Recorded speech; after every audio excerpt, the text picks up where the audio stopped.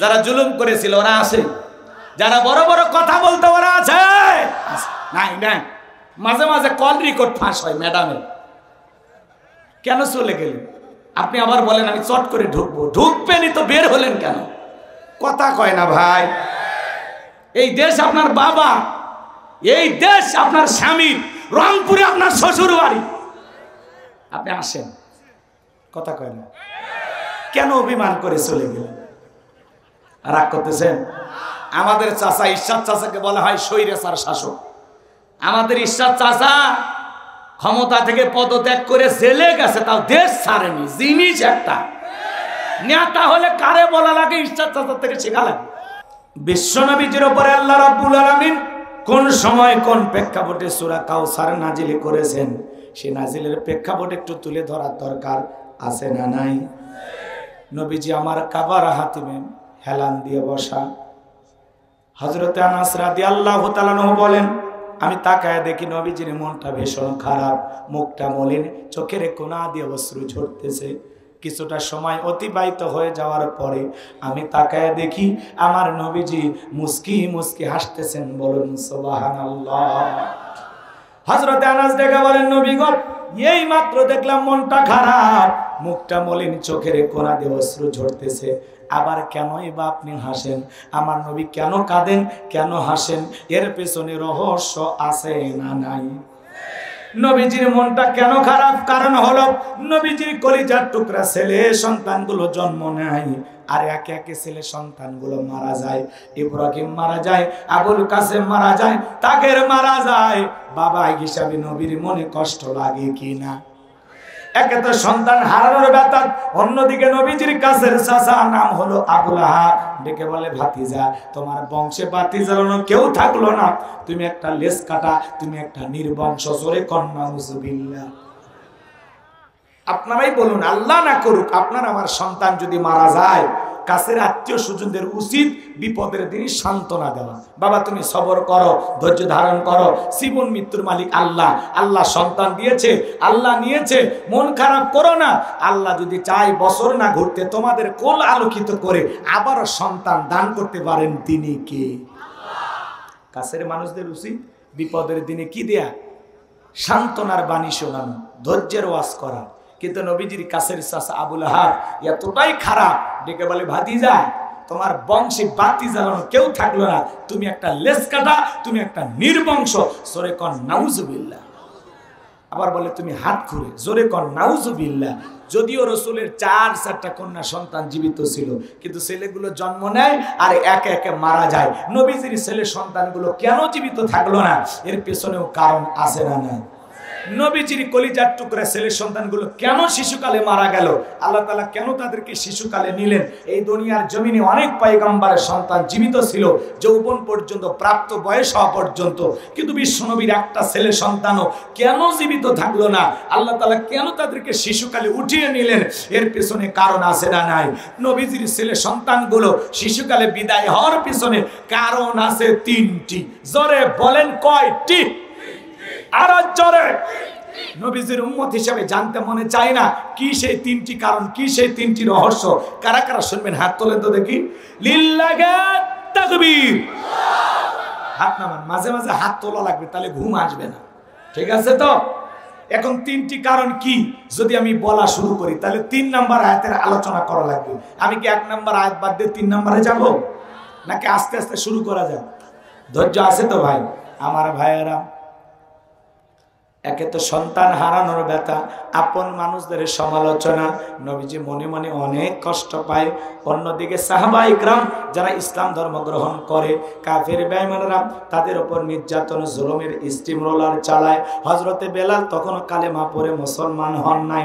নবীজি রাতের বেলায় দারুল আরকামে বসা। হযরতে বেলাল বিশ্বনবীর দরবারে উপস্থিত হয়ে গেলেন। নবীজির চেহারার দিকে তাকাইয়া হযরত বেলাল ডেকে বলেন, নবী গো, আপনার চাইতে সুন্দর মানুষ আমি জীবনে কোনোদিন দেখি না। একটু জোরে বলেন না সুবহানাল্লাহ। আপনার আমার নবী কতটা সুন্দর ছিলেন জানেন? হযরতে জাবির রাদিয়াল্লাহু তাআলা আনহু বলেন, পূর্ণিমার রাত আমি রাসূলের বাড়িতে গিয়েছিলাম, সেদিন দেখেছিলাম চাঁদ উদয় হয়েছে দুইটা, একটা চাঁদ আসমানে আর একটা চাঁদ জমিনে।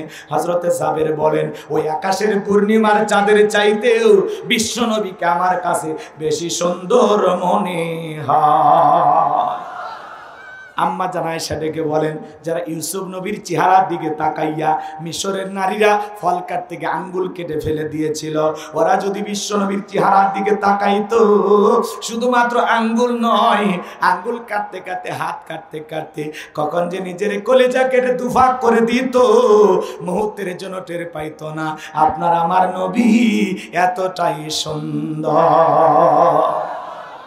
আম্মা জান আয়েশা আরো বলেন, ও দুনিয়ার মানুষ, তোমাদের একটা সূর্য আছে, আমি আয়েশার একটা সূর্য আছে। তোমাদের সূর্য উদয় হয় দিনের বেলায়, আর আমি আয়েশার সূর্য উদয় হয় রাতের বেলায়। আম্মা জান আয়েশা বলতেছেন, আমি একদিন রাতের বেলায় সেলাইয়ের কাজ করতেছিলাম, হাত থেকে সুইটা পড়ে গেল, বাতিতে কোনো তেল ছিল না, বাতি জ্বালাইতে পারলাম না, অপেক্ষায় আমি বইসা থাকলাম। বিশ্বনবী যখন এশার সালাত আদায় করার পরে ঘরের ভিতর প্রবেশ করলেন, নবীজি ঘরে ঢুকে সর্বপ্রথম আম্মা জান আয়েশাকে সালাম দিলেন। নবীজি ঘরে ঢুকে স্ত্রীকে কি দিলেন? আপনি আমি যখন ঘরে ঢুকবো, বিবিকে সালাম দেওয়ার দরকার আছে না নাই? স্ত্রীকে সালাম দেওয়া রাসূলের সুন্নাত। বাড়ির ভিতরে যখন প্রবেশ করবেন, বউকে সালাম দিবেন, আসসালামু আলাইকুম রহিমা, কেমন আছো সোনা? ঘরের দরজাটা খোলো না, আমি তোমার লিটনের বাপ, তোমার দিওয়ানা। বউ খুশি হয়ে দরজা খুলবে, কথা বলেন ঠিক কি না? কিন্তু আমাদের ব্যবহার এত মিষ্টি না।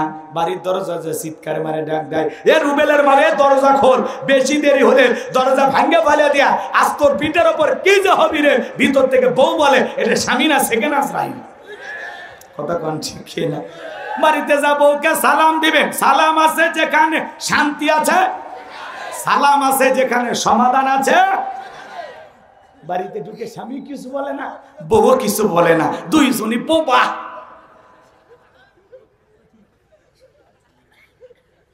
মুসলমান খালি ওয়াজ শুনলে হবে না।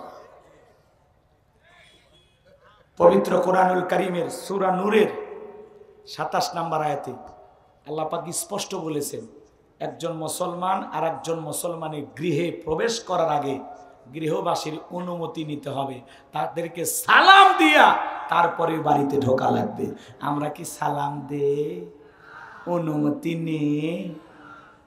রুবেল রুবেল কয়ে বাড়ির মধ্যে ঢুকে গেছে, রুবেলের বইয়ের ওন্না ঠিক নাই, মায়ের ওন্নার খবর নাই, সিসি ক্যামেরা সব দেখলে আইসেন না।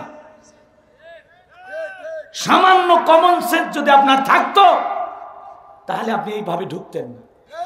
আপনি মুসলমান, আর একজন মুসলমানের গৃহে প্রবেশ করতে গেলে সর্বপ্রথম ওই গৃহবাসীর অনুমতি নিতে হবে, তাদেরকে সালাম দিয়া অনুমতি পাইলে ঘরে ঢুকবেন।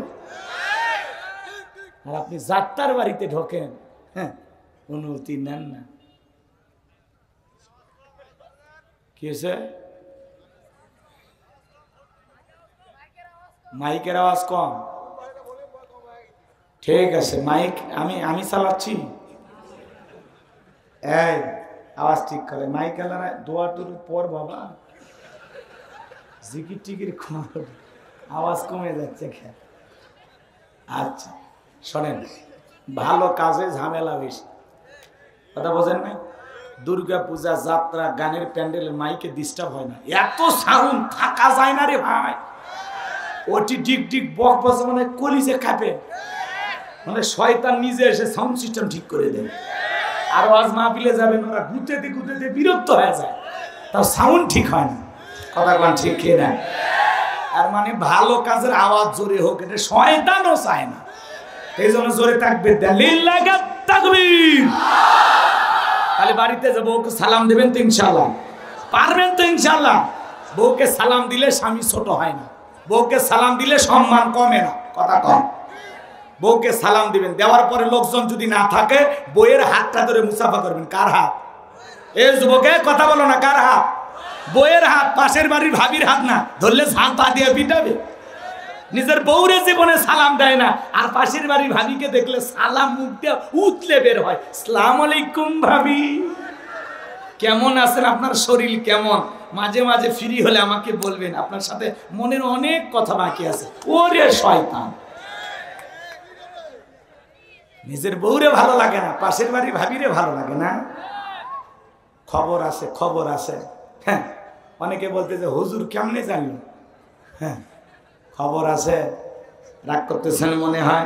এ বাজান লম্বা আমি করবো না, যে কথা বলতে চাচ্ছিলাম, বউকে সালাম দিবেন, লোকজন না থাকলে বউয়ের হাত ধরে মুসাফা করবেন। একেবারে যদি ময়দান ফাঁকা থাকে কোলাকুলিও সেরে নেবেন। পারবেন তো ইনশাল্লাহ? এইবার শোনেন বাজান, এক জায়গায় ওয়াজ করলাম, বলে হুজুর বউকে সালাম দিতে গিয়ে আমার শরম লাগে। আমি তখন বললাম তুমি বিয়ে করছো? কি কন হুজুর, 3 সন্তানের বাপ আমি। আমি তখন বললাম স্ত্রী সহবাসের একটা দোয়া আছে, তুমি কি জানো? কয় তো হুজুর, ওটা দোয়া পড়ার টাইম।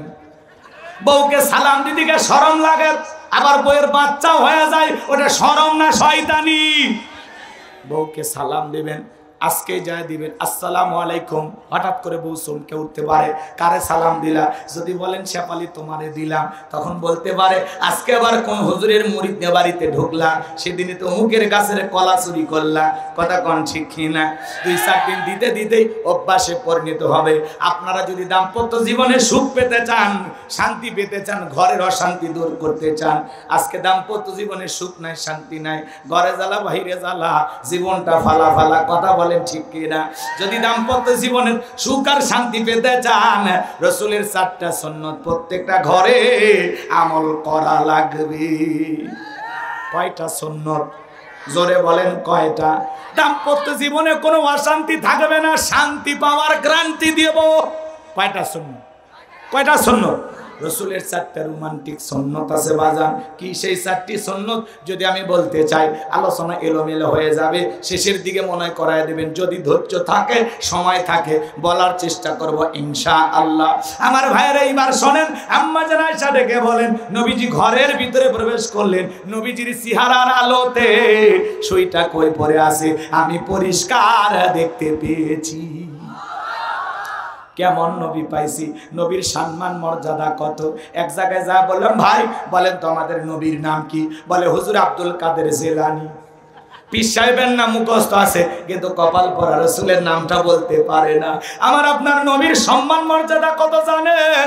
যে নবী হ্যাঁ বললে পুরো পৃথিবীবাসীর জন্য আল্লাহ পাক হালালে পরিণত করে দেয়, যে নবী না বললে পুরো পৃথিবীবাসীর জন্য আল্লাহ পাক হারামে পরিণত করে দেয়। যে নবী আসমানের চাঁদের দিকে ইশারা করলে 7 2 টুকরো হয়ে যায়, জমিনে পা তুললে মাওলা পাকের আরশে আজিমে পৌঁছে যায়।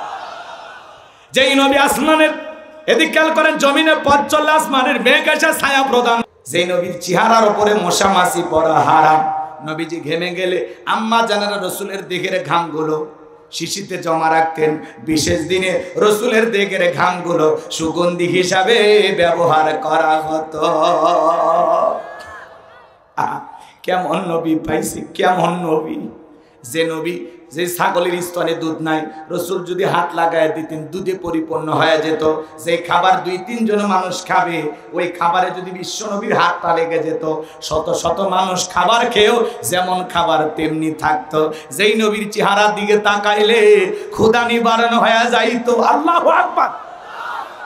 সেই নবীর কাছে হযরতে বেলাল ডেকে বলেন, নবী আপনার চাইতে সুন্দর মানুষ আমি জীবনে কোনোদিন দেখি নাই।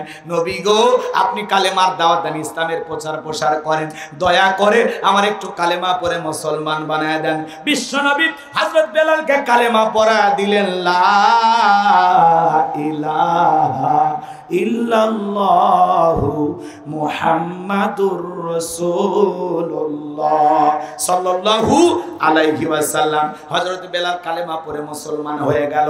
আমার নবী ডেকে বলে, বেলাল ইসলামের অবস্থা এখন ভালো না, কালেমা পড়েছো আপাতত প্রকাশ করা যাবে না। আপনারা বলেন তো বাজান, ইসলামের অবস্থা কি সব সময় ভালো থাকে? আজও তাম পৃথিবীর দিকে তাকায় দেখেন, ওই জালেমদের টার্গেট ইসলাম আর মুসলমানকে বিদায় করা। আজও ফিলিস্তিনের জমিনে মুসলমানের রক্ত নিয়ে খেলা করে নেতানিয়াহু ইহুদি জালেমেরা। কথা বলেন না কেন? আজও কাশ্মীরে মুসলমান রক্ত নিয়ে খেলা করে। আজও ভারতে গরুর গোশত খাবার অপরাধে মুসলমানকে জীবন দিতে হয়। উইঘুরের মুসলমানদের, চীনের উইঘুরের মুসলমানদেরকে ধরে নিয়ে যায় উলঙ্গ কইরা দেগের ভিতরে গুলি বর্ষণ করে হত্যা করা হয়, করাত দিয়া সেরা হয়, মুসলমানকে উলঙ্গ করে কয়েকটা টুকরো করে তারা হত্যা করে। জোরে কন্না নাউজুবিল্লাহ। ওই ঘরের মুসলমানেরা রমজানের রোজা রাখলে জোর করে ধরে নিয়ে যা মুখের ভিতরে দিনের বেলায় মদ ঢোকায়া দিত। শুধু কি তাই, মুসলমানেরা মসজিদে সালাত আদায় করে কয়েক বোতল মদ এরকম সিটে সিটে মসজিদের ভিতরে ঢোকায়া দিত। তাহলে আজও মুসলমানদের অবস্থা ভালো না খারাপ? জোরে বলেন। মনে রাখবেন বাজান গো আমার, যুগে যুগে ইমানদার মুসলমানদের উপরে নির্যাতন জুলুম যারা করেছে ওদের পরিণতি কিন্তু ভালো হয় নাই। নমরুদ ফেরাউনের যেমন বিদায় হয়েছে, আজও যারা পৃথিবীর জমিনে মুসলমানের রক্ত নিয়ে খেলা করবে, নমরুদ ফেরাউনের চাইতে তাদের জীবনের কঠিন পরিণতি অপেক্ষা করতেছে। মুসলমানদের শেষ পরিণতি হলো বিজয়, আর জালেমদের শেষ পরিণতি হলো পরাজয়। কথা বলেন না কেন? জালেমেরা কখনো সফল হতে পারে? জালেমদের উপরে আল্লাহর সাহায্য নাই, মাজলুমদের উপরে আল্লাহর সাহায্য আছে। কথা বলেন। আমরা বিগত 16 বছর মাজলুম ছিলাম, আল্লাহ দয়া করছে। কথা কয় না? আমাদের শহীদ আবু সাইদ রক্ত দিয়ে প্রমাণ করেছে উত্তরবঙ্গের মানুষের রক্ত গরম। বন্দুকের নলের সামনে বুক পেতে ধরে বলেছে, বুকের ভিতর তুমুল ঝড়, বুক পেতেছে গুলি কর। আর বুকটা গুলি করে ঝাঁঝরা করে দেওয়া হয়েছে। এই উত্তরবঙ্গের প্রথম শহীদ আবু সাইদ। কথা বলেন ঠিক কিনা? এই জন্য আমরা বলতে চাই, আগামীতে উত্তরবঙ্গের মানুষের সামনে, উত্তরবঙ্গের মানুষের সঙ্গে যদি বৈষম্য করা হয়, উত্তরবঙ্গের মানুষ চুপ করে বসে থাকবে না। আমরা আমাদের অধিকার বুঝে চাই। কথা বলেন ঠিক কিনা? আবু সাইদ আমাদেরকে শিখিয়ে দিয়েছে জালেমের কাছে কখনো মাথা নত করতে না। কথা বলেন ঠিক কিনা? শহীদ আবু সাইদের জন্য আমরা দিল থেকে দোয়া করবো, আল্লাহ যেন তাকে জান্নাতের উচ্চ মাকাম দান করেন। জোরে বলুন আমিন। মুগ্ধের জন্য দোয়া করবো, আল্লাহ যেন তাদেরকে জান্নাতের উচ্চ মাকাম দান করেন। জোরে বলুন আমিন। জুলাইয়ে যত শহীদ আল্লাহ সবাইকে জান্নাতি হিসাবে কবুল করেন। জোরে বলুন আমিন। এখনো হাসপাতালের বেডে শুয়ে যারা ক্ষত বিক্ষত দেহ নিয়ে গুলি নিয়ে যারা এখনো কষ্টে দিন পার করতেছে, আল্লাহ যেন তাদেরকে শেফায়ে কামিলা আজলা দান করেন। জোরে বলুন আমিন। যারা জুলুম করেছিল ওরা আছে, যারা বড় বড় কথা বলতে ওরা আছে? নাই না। মাঝে মাঝে কল রেকর্ড ফাঁস হয় ম্যাডামের। কেন চলে গেলেন? আপনি আবার বলেন আমি চট করে ঢুকবো। ঢুকবেনই তো, বের হলেন কেন? কথা কয় না ভাই। এই দেশ আপনার বাবা, এই দেশ আপনার স্বামী, রংপুরে আপনার শ্বশুর বাড়ি। আপনি আসেন, কথা কয় না কেন? অভিমান করে চলে গেলেন, রাগ করতেছেন? আমাদের চাচা ইরশাদ চাচাকে বলা হয় স্বৈরাচার শাসক। আমাদের ইরশাদ চাচা ক্ষমতা থেকে পদত্যাগ করে জেলে গেছে, তাও দেশ ছাড়েনি। জিনিস একটা নেতা হলে কারে বলা লাগে? ইরশাদ চাচার থেকে শেখা লাগে। চাচা দেশ ছেড়ে পালায়নি, জেলে গেছে, তা জনগণক ছাড়েনি। কথা কয়। বিএনপির নেত্রী বেগম খালেদা জিয়া কত বছর ধরে অসুস্থ, দেশের বাইরে গেছে, জেলও খাটছে, এখনো দেশেই আছে। নেত্রী হলে, নেতা হলে ভাঙা যাবে না। কথা কম কি হওয়া লাগবে, ভাগি নেতা হওয়া যাবে না। অবস্থা বেগতি দেখে পালিয়ে যায়, এরা নেতা না। নিজের জীবনটা আগে দেখলেন। জনগণ আপনাকে কোটি কোটি জনগণ মহব্বত করে, তাদের কথা চিন্তা করলেন না? আপনি কেমন মা, সন্তানদেরকে বিপদে ফেলে পালিয়ে গেলেন। আবার বলে আমি আসবো। আসবে নিতে গেলেন কেন? কথা কেন না? ববু আইবা, তুমি আইবা গো, সেই দিন আইসা বুবু ক্ষমতা পাইবা না।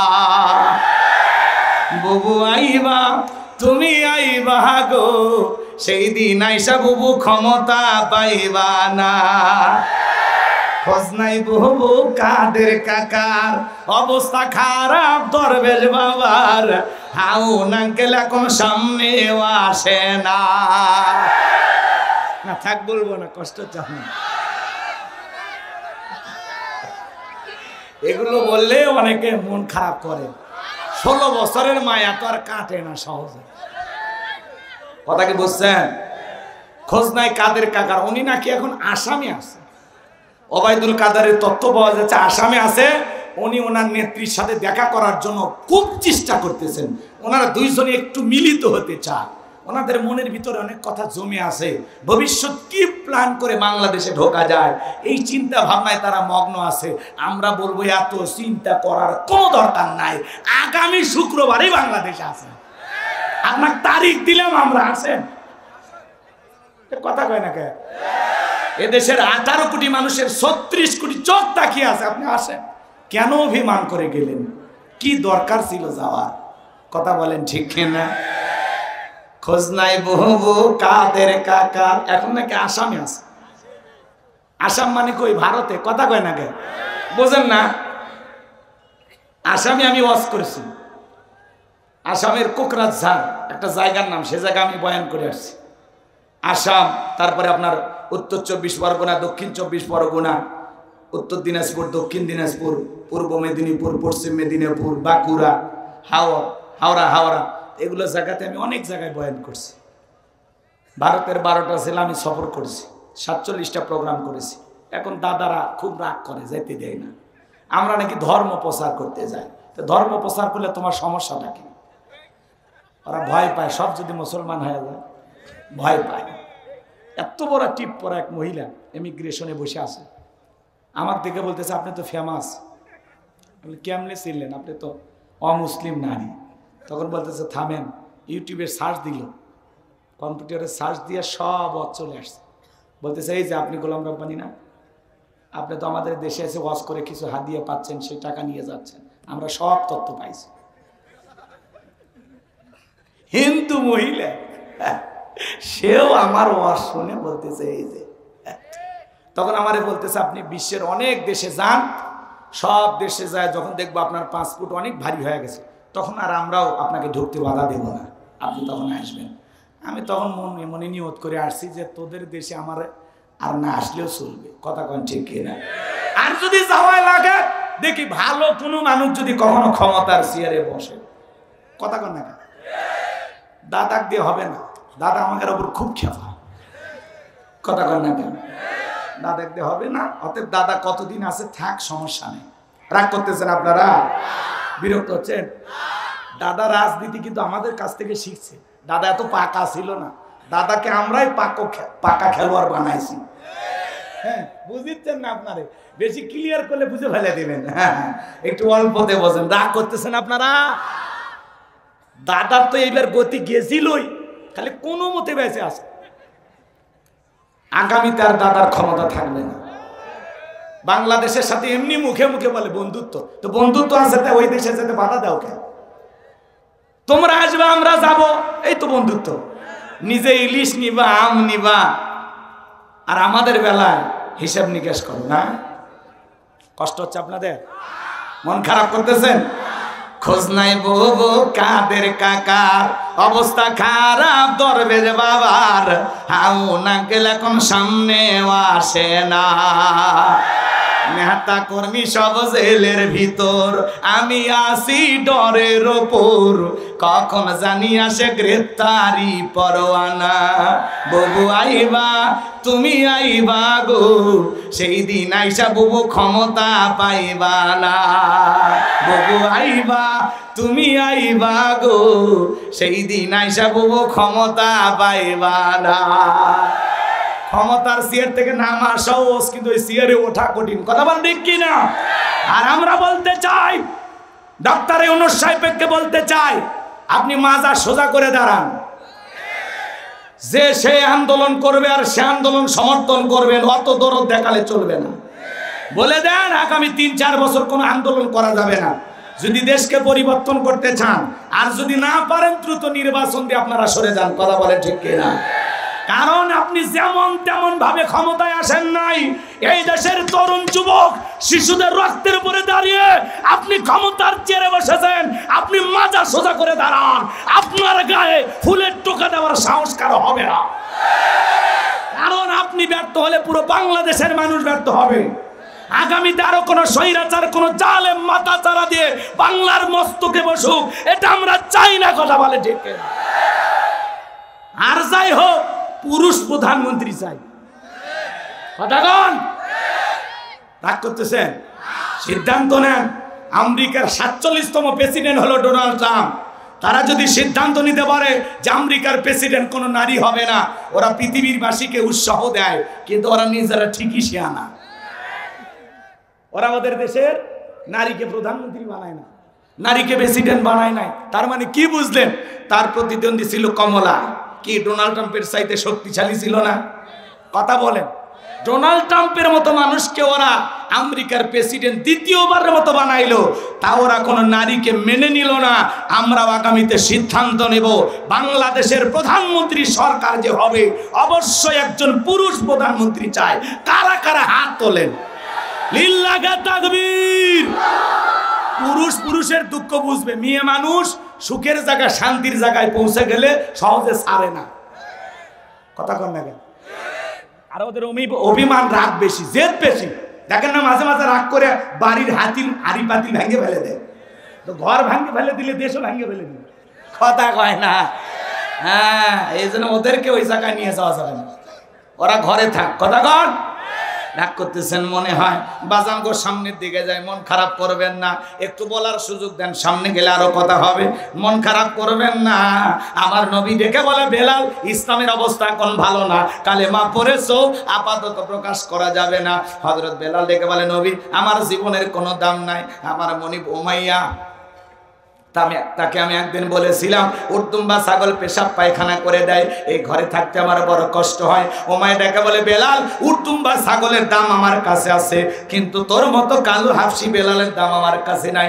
নবী গো আপনি আমাকে দোয়া করে দেন, মৃত্যু পর্যন্ত যেন কালেমার পথে টিকে থাকতে পারি। এই কথা বলে হযরতে বেলাল চলে গেলেন। আমার ভাইরা পরের দিন সকালবেলা সূর্য উদয় হয়ে গেছে, অনেকটা বেলা গড়িয়ে গেছে। হযরত বেলাল দরজা খোলে না। অন্যান্য চাকর বাকর যারা আছে এরা লালিশ নিয়ে চলে গেছে উমাইয়ের কাছে, যা বলে, নেতা এখন পর্যন্ত বেলাল দরজা খোলে নাই, তাই নাকি? বলে হ্যাঁ। ঠিক আছে চলো, দরজায় ডাক দেয়, বেলাল দরজা খোলো। হযরত বেলাল দরজা খোলে না, জোরে করে ধাক্কা মারছে, যখন দরজা খুলে গেছে তখন এইবার উমাইয়া তাকায়া দেখে সেই রাত্রিতে হযরত বেলাল কালেমা পড়ে মুসলমান হয়েছে। ওই রাত্রিতে একটা উর্দুম্বা ছাগলের কাছে কোনো পেশাব পায়খানা নাই। জোরে বলেন মারহাবা।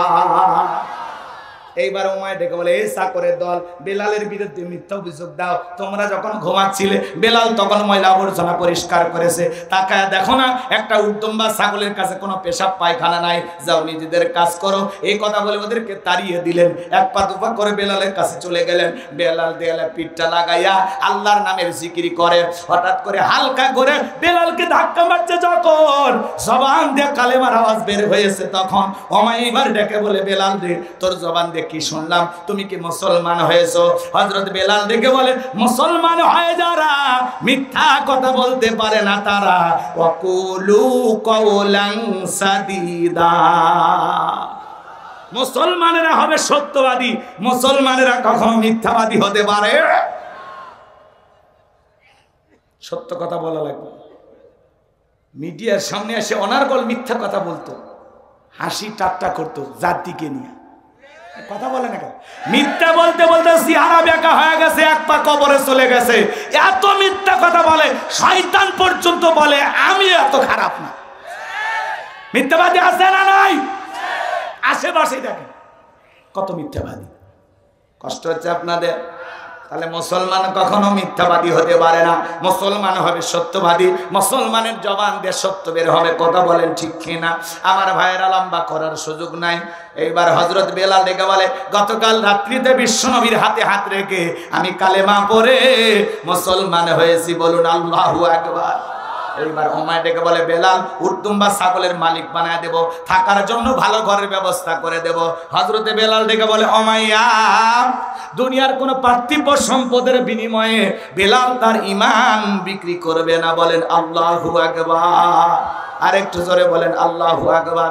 এইবার উমাইয়া ডেকে বলে, বেলাল রে আমার কথা না শুনলে বড় নেতা আবু জেলকে খবর দেব। হযরতে বেলাল ডেকে বলে, কোন বড় নেতা ছোট নেতা এখন কাউকে গোনার টাইম নাই। আমি দুনিয়ার কোন আবু জেলকে ভয় করি না, আমি ভয় করি আমার আল্লাহকে। চিৎকার মেরে বলেন আল্লাহু আকবার। এইবার উমাইয়া দৌড়ে চলে গেল আবু জেলের বাড়িতে। যা বলে, নেতা সংবাদ খুব খারাপ, আমার বাড়ির কিতদার বেলাল কালেমা পড়ে মুসলমান হয়েছে, তাই নাকি? বলে হ্যাঁ, ঠিক আছে যাও, আমি আসতেছি। আবু জেহেলের একটা বিশেষ বাহিনী ছিল যাদের কাজই হলো মুসলমানদের রক্ত নিয়ে খেলা করা, মুসলমানদের উপর নির্যাতন জুলুম চালানো। আজ তাম পৃথিবীর দিকে তাকায় দেখবেন জালেমদের একটা বিশেষ বাহিনী থাকে যাদের কাজই হলো মুসলমান ইমানদারদের রক্ত নিয়ে খেলা করা। কথা বলেন ঠিক কিনা? আমার ভাইয়েরা, হযরতে বেলালের বাড়িতে চলে আসলো। এইবার আবু জেহেল তার সাঙ্গ পাঙ্গ নিয়া বেলালকে ডাইকে বলে, বেলাল এই দিকে আয়। বেলাল রে, আমি তোরে পার্সোনাল ভাবে মহব্বত করি, তোমার নিয়ে কি শুনতেছি তুমি নাকি মুসলমান হয়েছো। হযরতে বেলাল ডেকে বলে, যা শুনেছেন সত্য, আমি বিশ্বনবীর হাতে হাত রেখে কালেমা পড়ে মুসলমান হয়েছি। এই কথা শোনার পরে আবু জেহেল ডেকে বলে, বেলাল রে, উর্দুম্বা ছাগলের মালিক বানায় দেব, থাকার জন্য ভালো ঘরের ব্যবস্থা করে দেব, তুমি যদি চাও ব্যবসা বাণিজ্য করার জন্য দিরহাম টাকা পয়সা যা লাগে সবকিছুর আমি ব্যবস্থা করে দেব। বেলাল রে, তুমি একমাত্র বিশ্বনবীর কালেমা ছেড়ে আবারও আমাদের বাদদাদা ধর্মে ফিরে আসো, তোমার কাছে এটা আমাদের চাওয়া। হযরতে বেলাল ডেকে বলে, আবু জেহেল রে, দুনিয়ার সব সম্পদ যদি দিতে চাও, দুনিয়ার সব সম্পদ ছাড়তে রাজি, কিন্তু বিশ্বনবীর কালেমা ছাড়তে রাজি নাই। বলেন আল্লাহু আকবার। বেলালের মতো যারা খাঁটি ইমানদার, এরা টাকার কাছে বিক্রি হবে না। কথা বলে ঠিক কি না? মুনাফিক মার্কা মুসলমান যারা টাকার কাছে বিক্রি হবে, তারা টাকা যেই দিকে ফতুয়া সেই দিকে, টাকার জোরে ওদের ফতুয়া ধরে। টাকা পাইলে অবৈধকে বৈধ বলে চালিয়ে দেয়, বৈধটারে অবৈধ বলে চালিয়ে দেয়। এক প্যাকেট বিরিয়ানি পাইলে কয় ম্যাডাম আপনি জান্নাতি। এরকম মুসলমান আছে না? না। বেলালের মতো খাঁটি ইমানদার এরা কখনো টাকার কাছে বিক্রি হবে? গভীর মনোযোগ দিয়ে শুনবেন বাজান গো আমার। এইবার আবু জেহেল ডেকে বলে, বেলাল, সোজা আঙ্গুলে ঘিউ না উঠলে আঙ্গুলে একটু বাঁকা করা লাগবে। এই কথা বলে যুবকদেরকে লিয়ে দিল, চাবুক দিয়ে পিঠাও। হযরত বেলালকে চাবুক দিয়ে পিঠানো শুরু হলো। ওরা যত জোরে চাবুক মারে, বেলাল তত জোরে আমার আল্লাহর নামের জিকির করে। চাবুক দিয়ে পিটাইতে পিটাইতে কালো চামড়া গুলো ফেটে রক্ত ঝরতেছে। বেলাল, চাবুক দিয়ে পিটাইতে পিটাইতে কালো চামড়া ফেটে রক্ত ঝরতেছে রে বেলাল, তারপরেও কি কালেমা ছাড়বি না? হযরত বেলাল ডেকে বলে, আবু জেহেল, মারতে মারতে যদি মেরে ফেলে দাও জীবনটা দিতে রাজি, কিন্তু বিশ্বনবীর কালেমা ছাড়তে রাজি নাই। এইবার আবু জেহেল বলল, বেলালের পায়ে রশি লাগাও। উঠের পায়ে রশি লাগাইয়া হযরত বেলালকে আরবের উত্তপ্ত মরুভূমির গরম বালিতে শেষরাইয়া শেষরাইয়া ঘোরাগুলো, আরবের বালিগুলো এত গরম, চাল দিলে মুড়ি হয়ে যেত। সেই উত্তপ্ত বালিতে হযরত বেলালকে শেষরাইয়া শেষরাইয়া ঘোরা হলো। বাবলা গাছের কাঁটাগুলো জিহ্বার ভিতরে পেরেকের মতো মারা হলো। এত নির্যাতন জুলুম করার পরে বেলালকে আসরের পরে আমার ভাইরা বিকেল বেলা ডেকে বলে, বেলাল, এত নির্যাতন জুলুম করা হলো রে বেলাল, চাবুক দিয়ে পিটাইলাম, পায়ে রশি লাগাই নিয়ে ঘুরলাম রে বেলাল, তারপর কি নবীজির কালেমা ছাড়বি না? হযরতে বেলাল দেখে বলে, আবু জেহেল, মারতে মারতে যদি মেরেও ফেলা দাও, বেলালের নিঃশ্বাস থাকবে যতদিন, বেলাল ইসলামের পথে টিকে থাকবে ততদিন। বলেন আল্লাহু আকবার। এইবার আবু জেহেল ডেকে বলে, যুবকের দল, বিশাল বড় একটা পাথর নিয়ে আসা বেলালের বুকের উপরে চাপায়া দাও। কয়েকজন যুবক মিলে বিশাল বড় একটা পাথর বেলালের বুকের উপরে চাপায়া দিল। আবু জেহেল মনে করলো এই পাথরের চাপার আঘাতে বেলাল মারা যাবে। এই কথা ভেবে কাফেররা চলে গেল। হযরতে বেলালের বুকের উপরে, তার বুকের উপরে বিশাল বড় একটা পাথর, এরপরও জিহ্বা নাড়ায় জিকির করে কার? আর একটু জোরে বলেন কার? বেলালের মতো আপনাকে আমাকে তো কেউ নির্যাতন করে না, জুলুম করে না, তারপরে আমরা কপাল পর আল্লাহর জিকির করি না। হাদিস শরীফের ভিতরে আসছে, যার জিহ্বাটা আল্লাহর জিকিরে ভিজা থাকবে, ওই জিহ্বাওয়ালা মানুষ কোনোদিন জাহান্নামের আগুনে জ্বলবে না। বলুন সুবহানাল্লাহ। সব সময় জবানে জিকির থাকবে, সুবহানাল্লাহ, আলহামদুলিল্লাহ, আল্লাহু আকবার, লা ইলাহা ইল্লাল্লাহ, লা ইলাহা ইল্লাল্লাহ। আল্লাহ রাব্বুল আলামিন বলেন, ফাযকুরুনি আযকুরুকুম ওয়াশকুরুলি ওয়ালা তাকফুরুন। বান্দারে, তোমরা আমি আল্লাহকে স্মরণ করো, আমি আল্লাহ তোমাদেরকে স্মরণ করব। কৃতজ্ঞতা প্রকাশ করো, অকৃতজ্ঞ হয়ো না। চিৎকার মেরে বলুন আল্লাহু আকবার। হযরতে বেলাল ডেকে বলেন, আল্লাহ, তুমি তো সেই আল্লাহ ইব্রাহিমের জন্য যদি নমরুদের আগুনকে ফুলের বাগান বানায় দিতে পারো, আল্লাহ তুমি কি পারো না আমি বেলালের বুকের উপরে পাথর থাকার কারণে তোমার মতো মালিকের জিকির করতে বড় কষ্ট হয়। হযরতে বেলাল দোয়া করতে দেরি, আসমানের মালিক আল্লাহ দোয়া কবুল করতে দেরি করে নাই। বেলালের বুকের পাথরটাকে আমার আল্লাহ তুলার মতো নরম বানিয়ে দিয়েছেন। বেলালের নিঃশ্বাসের সাথে পাথর ওঠে আর নামে, বলুন আল্লাহু আকবার। আশিক রাসূল বেলাল, নবীর পাগল বেলাল, নবীকে কত ভালোবাসতেন জানেন? বিশ্বনবী যখন মক্কা নগরীতে পথ চলতো, হযরত বেলাল একবার ডানে যায় আর একবার বামে যায়। আমার নবী বলে, বেলাল বুঝি না, একবার ডানে যায় একবার বামে যাও, ব্যাপারটা কি? হযরত বেলাল ডেকে বলে, নবী আপনি কালিমার দাওয়াত দেন, ইসলামের প্রচার প্রসার করেন, ওই কাফেররা হলো আপনার শত্রু, আপনাকে টার্গেট করে ওরা যদি ডান থেকে তীর নিক্ষেপ করে, নবী গো ওই তীরটা যেন সর্বপ্রথম আমি বেলালের বুকের ভিতরে ঢোকে, আবার বাম দিকে যায়। মনে মনে ভাবি গো নবী, ওরা যদি বাম থেকে তীর নিক্ষেপ করে, ওই তীরটা যেন সর্বপ্রথম আমি বেলালের বুকের ভিতরে ঢোকে। আমি বেলাল মারা গেলে ইসলামের ক্ষতি হবে না, আপনি নবী মারা গেলে ইসলাম আর মাথা উঁচু করে সামনের দিকে দাঁড়াবে না। চিৎকার মেরে বলুন আল্লাহু আকবার। সেই বেলালের নির্যাতন জুলুমের কথা বিশ্বনবীর কান পর্যন্ত যখন পৌঁছে গেল, আমার নবী ডেকে বলে, আবু বকর বেলালের কষ্টের কথা, জুলুমের কথা, নির্যাতনের কথা আমার আর সহ্য হয় না, যাও যাও তুমি আমার বেলালের জন্য একটা কিছু করো। হযরত আবু বকর সিদ্দিক রাদিয়াল্লাহু তাআলা আনহু কয়েক গুণ দাম বেশি দিয়া গোলামীর জীবন থেকে হযরত বেলালকে আজাদ করলেন, মুক্ত করলেন, বলুন আল্লাহু আকবার। এই যখন ইসলামের অবস্থা, একদিকে সন্তান হারানোর ব্যথা, আপন মানুষদের সমালোচনা, সাহাবাই کرامদের উপর নির্যাতন জুলুম, এই জন্য নবীজির মনটা ভীষণ খারাপ। নবীর যখন মন খারাপ, নবীকে সান্ত্বনা দেওয়ার দায়িত্ব কার? আমার আল্লাহ ডেকে বলে, জিবরাইল আমার বন্ধুর মা নাই, বাবা নাই, আমি স্যার আমার বন্ধুর কেউ নাই রে জিবরাইল। আমার বন্ধুর মনটা হয়েছে ভারী, আমি আল্লাহ সইতে নাহি পারি।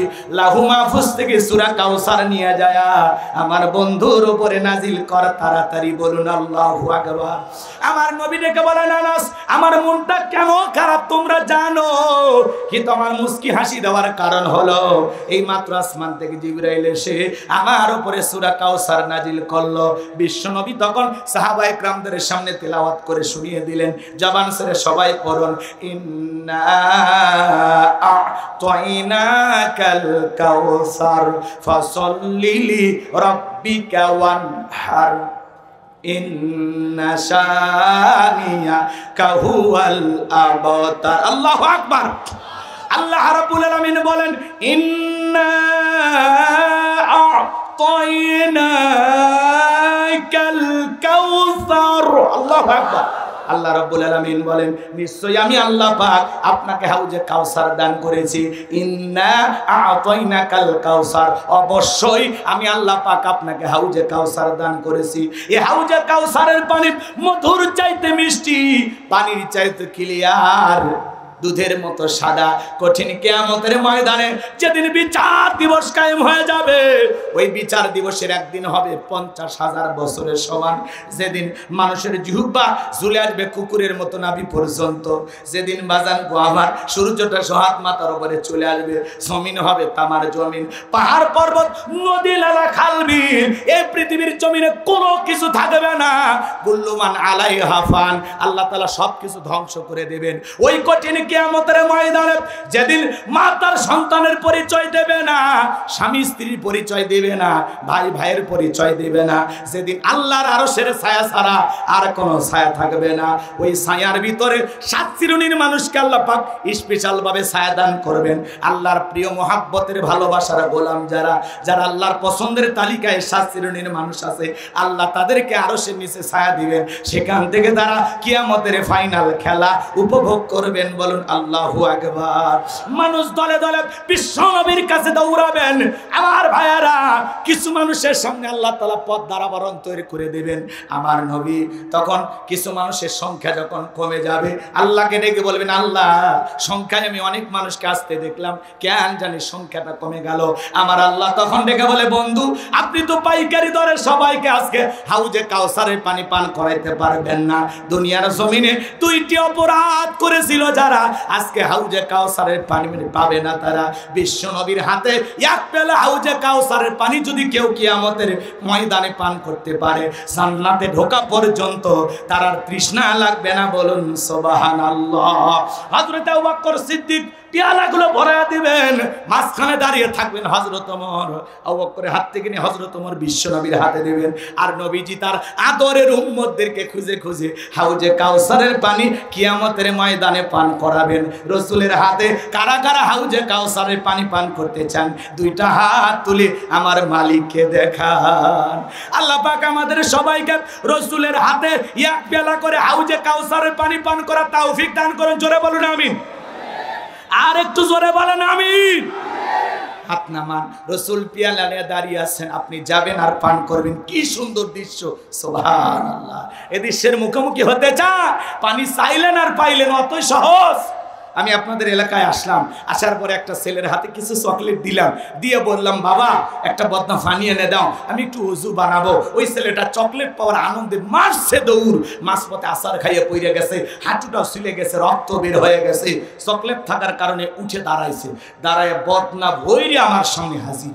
আমি তখন বললাম বাবা এই পানি টান দিকে তোমার কষ্ট হয়েছে, মাঝপথে আসার খাইয়ে পড়ে গেছো, হাঁটুটা ছিলে গেছে, ব্যথা পাইছো, রক্ত মনে হয় বের হয়েছে। ওই চকলেট থাকার খুশির কারণে ওই ছেলেটা বলতেছে আমি এরকম কত পড়ে যাই, আমার কিছুই হয় না। বলেন আল্লাহু আকবার। কিয়ামতের কঠিন দিনে আল্লাহর আরশের নিচে ছায়া, আর রাসূলের হাতে এক পেয়ালা হাউজে কাউসারের পানি যদি কারো তকদিরে কিসমতে আল্লাহ তাআলা জুটিয়ে দেন, কারো ভাগ্যে কারো নসিবে যদি আল্লাহ তাআলা রাখেন, রাসূলের হাতে এক পেয়ালা হাউজে কাউসারের পানি আর আল্লাহর আরশের নিচে ছায়া, কিয়ামতের কঠিন দিন তার কাছে কঠিন মনে হবে না, আল্লাহ সহজ করে দেবেন। বলুন সুবহানাল্লাহ। আর এই লোকটা যে জান্নাতি তাতে আর কোনো টেনশন নাই। সুবহানাল্লাহ বলেন। তাহলে রাসূলের হাতে এক পেয়ালা হাউজে কাউসারের পানি পান করলে জান্নাতে ঢোকা পর্যন্ত আর তৃষ্ণাই লাগবে না, তৃষ্ণা মিটে যাবে। সেই পানি পান করতে গেলে একটু কষ্ট করার দরকার আছে না নাই? পানি চাইলেন আর পাইলেন, ঠান্ডা পানি দিয়ে ওযু বানায় সালাত আদায় করা লাগবে। হঠাৎ করে আপনি আল্লাহ তাআলা হেদায়েত দান করেছেন, মসজিদে নামাজ পড়তে গেছেন, আগে যারা পুরাতন মুসল্লি ওরা আপনাকে দেখে টিটকারি মারে, বাদশা ভাই হ্যাঁ সূর্য আজ কোন দিক উঠছে, তোমার এদিকে মসজিদে কথা কয় না, নামাজ পড়বা না, 2 দিন পরে আবার ছাড়ে দিবা। এরকম ঠাট্টা বিদ্রুপ করে কিনা, হাসি তামাশা করে কিনা? আরে ভাই কেউ একজন নামাজ পড়া ধরেছে, আপনি দেখে খুশি হন যে ভাই তুমি মসজিদে আসছো সালাত আদায় করতে, দেখে দিলটা ভরে গেছে। আল্লাহর কাছে দোয়া করি আল্লাহ যেন মৃত্যু পর্যন্ত মসজিদে এসে সালাত আদায় করা তৌফিক দান করেন। কথা বলে ঠিক কিনা? আপনি তো দাওয়াত দিয়ে 5 জনকে মসজিদে আনতে পারেন না, তাহলে টিটকারি মেরে মানুষকে কেন কষ্ট দেন? যে দেখি তো তোর নামাজ কয়দিন থাকে, ঠিক মতো পড়বো না 2 দিন পরে আবার নামাজ ছেড়ে দিব? কথা কয় না ভাই। খবরদার খবরদার, এই কথা বলে কারো মনে কষ্ট দেবেন না। কেউ সালাত আদায় করতেছে, হঠাৎ করে নামাজ ধরেছে, 2 একক তো পরে 2-4 দিন পড়তে পড়তে পড়তে পড়তে আল্লাহ তাআলা পরিবর্তন করে দিতে পারেন। কথা বলে ঠিক কিনা? শোনেন এদিক শোনেন। হঠাৎ করে যুবক বয়সে দাড়ি রাখছে, দাড়ি দেখে মুরব্বি টিটকারি মারে, হ্যাঁ এই বয়সে দাড়ি, বউ পাবা তো? কথা কয় না। দাড়ি হলে কি বউ পাওয়া যায় না? একজন যুবক বয়সে দাড়ি রেখে বিয়ে করছে, বউ নিয়ে ঘুরতে গেছে, মানুষ ডেকে বলে ভাবি আসসালামু আলাইকুম, সাথে চাচার খবর কি? বউ এসে বাড়িতে রাগ করে, তোমার সাথে বাহিরে যাওয়া যাবে না, আমার ডাকে ভাবি আর তোমার ডাকে চাচা। যেই বউ রাসূলের সুন্নাত দাড়িকে মহব্বত করে না, ওই বউ আপনাকে 100% ভালোবাসা দিতে পারবে না। কথা বলে ঠিক কিনা? রাসূলের সুন্নতের মহব্বতই নাই, ও আবার কিসের মহব্বত করবে আপনারা? কথা কন কথা কন। এইবার চলেন, হাউজে কাউসারের পানি পান করতে গেলে কাজ করতে হবে 2টি আঙ্গুল তুলে বলেন তো কাজ করতে হবে কয়টি? একটু জোরে বলেন, কাজ করতে হবে কয়টি? আরো জোরে। আল্লাহ তাআলা সেটা 2 নাম্বার আয়াতে জানায় দিলেন। জবান ছেড়ে সবাই আমার সাথে পড়ুন, ফাসাল্লিলি রাব্বিকা ওয়ানহার, ফাসাল্লিলি রাব্বিকা ওয়ানহার। 1 নাম্বার হলো ফাসাল্লিলি রাব্বিকা, রবের উদ্দেশ্যে সালাত আদায় করা লাগবে। নামাজ হবে একমাত্র কার জন্য? আরেকটু জোরে বলেন, কার জন্য? কুলিন্না সালাতি ওয়া নুসুকি ওয়া মাহইয়ায়া ওয়া মামাতি লিল্লাহি রাব্বিল আলামিন। সূরা আনাম 162 নম্বর আয়াত আল্লাহ রাব্বুল আলামিন জানিয়ে দিলেন নবীজি আপনি বলুন আমার নামাজ আমার কুরবানি আমার জীবন আমার মরণ লিল্লাহি রাব্বিল আলামিন আসমান জমিনের প্রতিপালকের জন্য মুমিন জীবনের সব ইবাদত হবে একমাত্র আল্লাহ তাআলাকে রাজি খুশি করার জন্য কথা বলেন ঠিক কি না এই যে মুরব্বি বাজান কথা তো ঠিক থাকলো না 12:30 বাজছে আমি বলছি না 12:30 বাজতে ছেড়ে দেব খবরদার একজন ওটা আশা করবেন না আর যদি ওঠেন তাহলে দোয়া করার জন্য একজন হাত তুলে বলবেন যাওয়ার আগে বলবেন হুজুর দোয়া করে দেন আপনিও বেঁচে যাবেন আমিও বেঁচে যাব আর 7 দিন বাহিরে বউসলের মুখ দেখার ভাগ্য হয়নি তাড়াতাড়ি শেষ করে যাওয়ার পেলে আমিও বেঁচে যাই আপনি 3 কিলো 5 কিলো 10 কিলো দূরে বউ রেখে আপনার মন যদি ছটফট করে আমি আছি 100 কিলো দূরে থেকে আমার মনের অবস্থা কি এত লাফাচ্ছেন কি সমস্যাটা কি খারাপ লাগতেছে আওয়াজ মুখস্থ হয়ে গেছে আবার মাথা তোলে এই আর বসা দাও কথা বোঝেন আগে 30 সেকেন্ড সময় দিয়েছি না যাওয়ার তখন গেলেন না কেন বসেন 30 মিনিট পরে আমি দোয়া করে দেব ইনশাআল্লাহ কষ্ট হয় একটা তাকবীর দেন লিল্লাহি তাকবীর আর নামাজের ওয়াজ শুনে মাজাবে একা করতেছেন কেন নামাজ দরকার নাই এলাকায় খালি মসজিদের জন্য টাকা তুললেন মসজিদ টাকা তুলে সুন্দর বানাইলেন ওইখানে যারা সালাত আদায় করবে তাদের ঈমান আমল সুন্দর হওয়ার দরকার আছে না না এখন তো মসজিদের জন্য কালেকশন হলো এখন মসজিদে যারা নামাজ পড়বে এখন মুসল্লি কালেকশন করা হবে একটু অপেক্ষা করেন ফাসল্লি লিরাব্বিকা ওয়ানহার 1 নাম্বার রবির উদ্দেশ্যে সালাত আদায় করা লাগবে নামাজ হবে কার জন্য জোরে বলেন ফাসল্লি লিরাব্বিকা ওয়ানহার 1 নাম্বার হলো রবির উদ্দেশ্যে সালাত আদায় করা লাগবে নামাজের মতো আদায় করা লাগবে কথা বলেন ঠিক কি না এজন্য আল্লাহ বলেন ক্বাদ আফলাহাল মুমিনুন আল্লাযীনা হুম ফি সালাতিহিম খাশিউন অবশ্যই মুমিনরা সফল যারা নিজেদের সালাত বিনয়ের সহিত নম্রতার সহিত আল্লাহর ভয় নিয়ে আদায় করে আপনি আমি যখন সালাত আদায় করব অন্তরে ভয় থাকতে হবে কার ইয়া আইয়ুহাল্লাযীনা আমানুত্তাকুল্লাহ হে ইমানদারগণ আমি আল্লাহকে ভয় করো হাক্কা তুকাতিহি ভয় করার মতো ভয় করো আমার ভাইয়েরা 5 ওয়াক্ত সালাত আদায় করা লাগবে এটা নফল না ফরজ জোরে বলেন বাজান এমন কোন মুসলমান কি জানে এমন কোন মুসলমান আছে যে জানে না 5 ওয়াক্ত সালাত আদায় করা ফরজ প্রত্যেকটা মুসলমান জানে 5 ওয়াক্ত সালাত আদায় করা ফরজ রাসূলের জামানায় ফজরের নামাজের দৃশ্য যেমন জুমার নামাজের দৃশ্য তেমন মসজিদ কানায় কানায় পূর্ণ ছিল আর বাংলাদেশে জুমার নামাজের জন্য মসজিদ ভাঙা 2 তলা 3 তলা বানানো হয় কিন্তু মাঝে মাঝে ফজরের নামাজের সময় এক কাতারও মুসল্লি পাওয়া যায় না এক বিয়ে বাড়িতে বেড়াইতে গেছে হজরের নামাজ পড়ার জন্য হাজি মানুষ মসজিদে গেছে যায়া দেখে বাজান মুয়াজ্জিন আজান দিচ্ছে শুয়ে থেকে কোন জায়গায় হুজুরের রুমের ভিতরে হুজুর শুয়ে থেকে ল্যাপের ভিতর দিয়ে আজান দেয় হাজি সাহেব এদিক ওদিক ভুলকি মারে করে খুঁজে পাওয়া যায় না এইবার জানালা দিয়ে দেখে হুজুর শুয়ে থেকে আজান দিতেছে আজান শেষ হয়ে গেলে বলে হুজুর কেন আপনি দাঁড়িয়ে আজান দিলেন না এভাবে শুয়ে থেকে আজান দিলেন ব্যাপারটা কি বলে এই মসজিদের কেউ ফজরের সালাতে আসে না এজন্য ইচ্ছা মতো আজান দেই ইচ্ছা মতো নামাজ পড়ি দেখার কেউ নাই আপনি হঠাৎ মুসল্লিকে নাকি আপনি ফেরেশতা কথাকে বোঝেন না এরকম ঘটনা আমাদের দেশে ঘটে কি না মানে একজন খালি নামাজ পড়তে গেছে এই একজনটাই কিন্তু মুয়াজ্জিন তাও 300 টাকা 400 টাকা 1000 2000 টাকার বিনিময়ে আজান দেয় আরে ইমাম আর মুয়াজ্জিনের উপর এই দেশে যে কত নির্যাতন করা হয় আল্লাহর কাছে প্রত্যেকটা মসজিদ কমিটিকে হিসাব দেওয়া লাগবে নিজের ছেলে বেতন পায় 40-50 হাজার সেই খুশি বাকুম ইমামের কাছে বলে হুজুর মিষ্টি দিলাম আমার ছেলের জন্য একটু দোয়া করেন নতুন চাকরি পাইছে বেতন যেন বেশি পায় এবার হুজুর হাত তুলে দোয়া করে বলতেছে আল্লাহ আল্লাহ আমার এই মসজিদের সভাপতি তার ছেলে চাকরি পাইছে আল্লাহ আমারও বেতন যেমন সভাপতির ছেলের বেতনটাও যেন হয় তেমন সভাপতি গায়ে উল্টা দোয়া করো না তোমার মতো বেতন পাই আমার ছেলের চলবে তো নিজের ছেলের চলে না হুজুরের পরিবার কেমনে চলে আপনার ছেলে মেয়ে বায়না করলে 500 টাকার বক্স আইসক্রিম কিনে নিয়ে যা দিচ্ছেন ইমাম মুয়াজ্জিনের সন্তানের শখ নাই এত জুলুম করতেছেন কেন মিনিমাম 10,000 টাকা মুয়াজ্জিনকে দেবেন কত একেবারে কম করে হলে 10,000 15,000 দিবেন আর যারা খতিব তাদেরকে 20,000 দেবেন, আরো বেশি দেবেন। ইমাম মুয়াজ্জিন যারা নিয়মিত আজান দেয়, এমনও মসজিদ আছে 5 ওয়াক্ত সালাত আদায় করে, আজান দেয়, মসজিদের খাদেম, তাহলে মানুষ দায়িত্ব 3টে, বেতন হলো 3,000। এটা একটা কথা হলো? খাদেম হিসেবে দেন 5,000, মুয়াজ্জিন হিসেবে দেন 5,000, আর 5 ওয়াক্ত সালাত আদায় করে পেশ ইমাম হিসেবে দেন 10,000, টোটাল 20,000 টাকা হয়। আর এমনও মসজিদ আছে 20,000 টাকা বছর। কথা কন না কেন? তা আপনি কি মনে করেছেন এটা জুলুম না? খালি যারা সরকারে থাকে ওরাই জুলুম করে, আপনি যে আপনার ইমাম মুয়াজ্জিমের উপরে জুলুম করতেছেন সেই খবর না।